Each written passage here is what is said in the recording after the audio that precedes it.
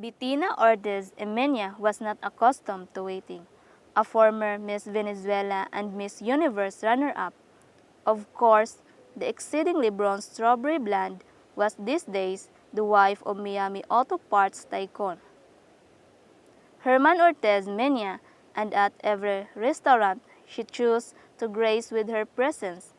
She was always greeted with reverence and whisked to the exact table she desired. Today, she wanted the corner table on the terrace at Sip Sip, her favorite lunch spot on Harbor Island.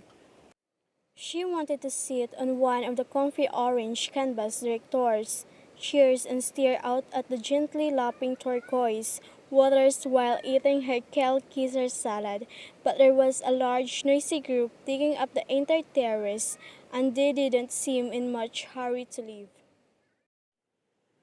Bettina fumed as she glared at the tourists, happily savoring their lunch in the sun. Look how tacky they were. The woman overly tanned, wrinkled, and saggy. None of them properly lifted or buttocks. She felt like walking up to their table and handing out her dermatologist's business cards, and the men were even worse, all dressed in old rumpled shirts and shorts wearing those cheap straw hats sold at a trinket shop on the Dunmore Street. Why did such people have to come here? The 3.5 long paradise with its pristine pink sand beaches was one of the best kept secrets in Caribbean.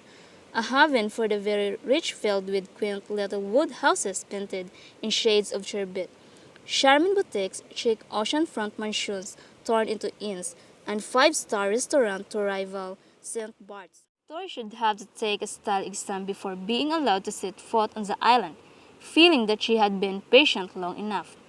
Bettina stormed into the kitchen, the French on her crochet poky kaftan top shaking furiously as she made a beeline for the woman with a shock of pixie cut blonde hair manning the main stove. Jolly, honey, what's to tell you? I waited more than 15 minutes for my table. Bettina sighed to the owner of the restaurant. Sorry, Bettina, it's been one of those days. The party of 12 on the terrace showed up first just before you did. Jolly replied as she handed up a bowl of spicy corn chili to waiting server. But the terrace is your prime spot. Why on earth did you let those tourists take up all that space? Well, the horse in the red fishing cap is the Duke of Glencora. His party just bolted over from Windermere. That his royal husband you seem worth. Of the coast, isn't it the most handsome sailboat you've ever seen? I'm not impressed by big boats. Bettina huffed, although secretly she was rather impressed by people with big title. From the kitchen window, she surveyed the party assembled on the terrace with new eyes. These aristo-British types were such a strange breed. Sure, they had their several rose suits and their heirloom charas, but when they traveled, they looked painfully frumpy. It was only then that Bettina noticed Ritan, well-built men in fitted white t-shirt and black Kevlar pants sitting at the adjacent table. The guys weren't eating but sat watchfully sipping glasses of seltzer water. I assume that the Duke's security detail. They couldn't be more obvious. Don't they know that we're all billionaire here on Bryland and this isn't how we roll? Bettina tutted. Actually, those bodyguards belonged to the Duke's special guests. They did a whole sweep of the restaurant before the party arrived. They even searched my wok in the freezer. See the Chinese fellow seated at the end of the table.